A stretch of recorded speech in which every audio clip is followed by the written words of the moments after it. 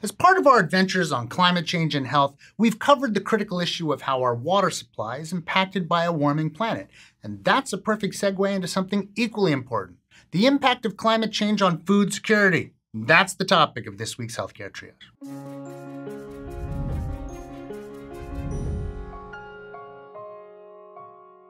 When there is access to enough safe and nutritious food for a healthy and active lifestyle, and when everyone has that access all the time, we call that food security. Food security depends on 4 factors: availability, stability, access, and utilization. Food must be available in amounts that match demand. Access to food must be stable, meaning without risk of losing access, even temporarily. Individuals must have reliable sources from which to access the available food. And finally, individuals must be able to utilize the food. That probably sounds weird, but essentially it just means that the food must be usable, as in, for example, not contaminated. And importantly for our purpose here today, all 4 of these things are affected by climate change. Adequate and stable access to food requires adequate and stable food production, and all that depends a lot on climate. One 2019 study examined 10 crops responsible for over 80% of global consumable food calories and found major changes in their yields as a result of climate change. And while they did find some increases in yield thanks to climate change, the overall result was a reduction in really important food sources. I'm talking major staples of the human diet like wheat and rice. And this isn't a projection. Some of these reductions are already apparent. To use the examples above, global yields of wheat are being reduced by climate change an average of 0.9% annually, and rice an average of 0.3% annually. One write-up of the article helps to put this in context. Consumable food calories from the top 10 global crops are reduced by climate change to the tune of 1% per year, which doesn't sound that alarming at first glance.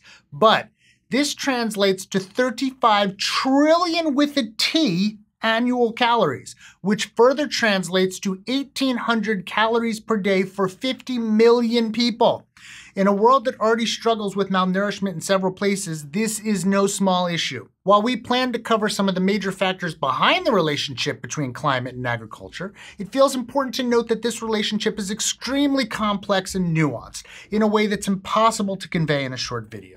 There are a myriad of factors at play, and lots of caveats, so we're using this time to paint the big picture. Here goes. Increases in storms and floods wreak havoc on crops and on the land we can use to grow these crops. While there would actually be increases in usable land in some areas, climate change is predicted to cause an overall loss of suitable land for growing crops. Water constraints are already an issue around the world, and as constraints worsen with climate change, so will our ability to grow food.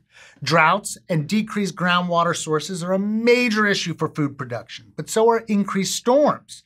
While intense precipitation might seem like only a good thing, it brings its own set of issues for the water supply, including runoff that can lead to contamination of other water sources. In Nigeria, a prolonged lack of rainfall in 2021 reduced that year's harvest by over 60%.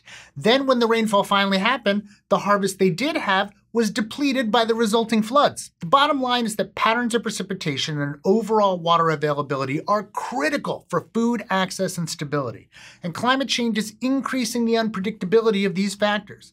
And unfortunately, this isn't the only bad news.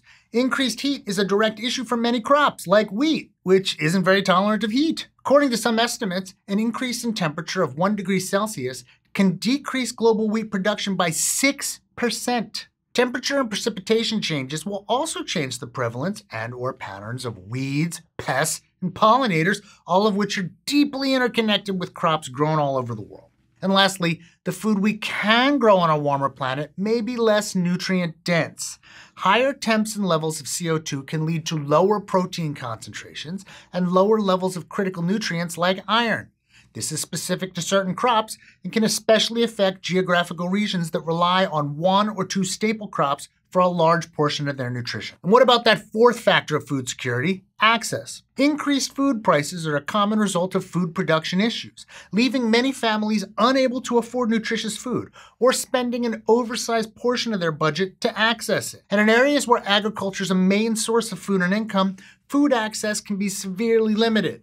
These critical issues are exacerbated when food production is stymied by climate-related events. And as for the ability to utilize available food sources, a warming planet means increased food poisoning because the pathogens responsible for food poisoning are also sensitive to temperature. Warmer, more humid weather with accompanying warmer waters stimulates bacterial growth. Changes in weather patterns also influence human behavior, including those related to food handling and storage, which influences food pathogens. An example of a specific climate-related pathogen change is E. coli, which grows better at increased temperatures. An example of specific climate-related human behavioral change is differences in food preparation during summer versus winter months. In summer, events like picnics are more common, which involve different types of food handling and storage. Think of how long food is out in the heat during a picnic versus a dinner inside at home.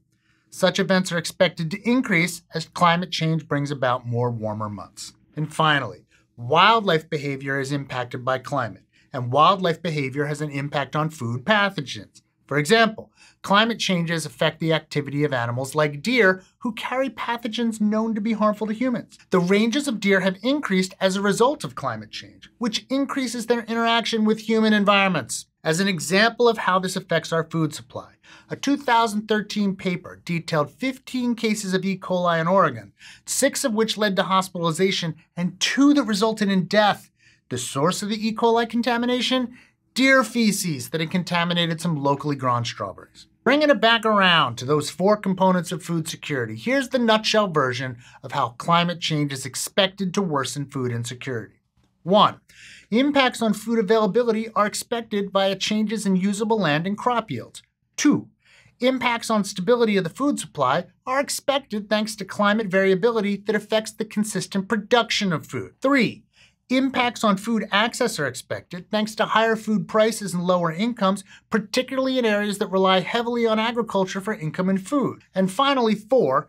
Impacts on the utilization of food are expected alongside the increase in disease that climate change brings. This is related to, among other things, what we've discussed about the relationship between temperature and food poisoning. And just when we've hit rock bottom in this delivery of information, let's take a brief look at possible solutions to lift ourselves back up. Beyond addressing and preventing climate change itself, we have options that will help us adapt to the challenges we've brought up here.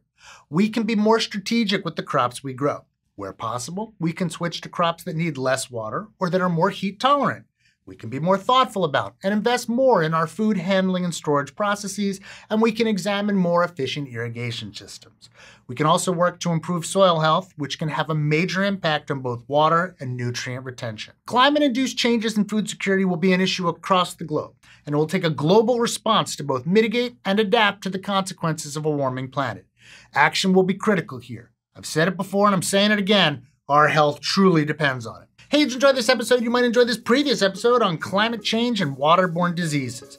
We'd really like it if you'd like the video, subscribe to the channel down below, and consider going to patreon.com/healthcaretriage where you can help support the show, make it bigger and better. We'd like to especially thank our research associates, Joe Sevitz and Edward Lillaholm, and of course, our Surgeon Admiral, Sam.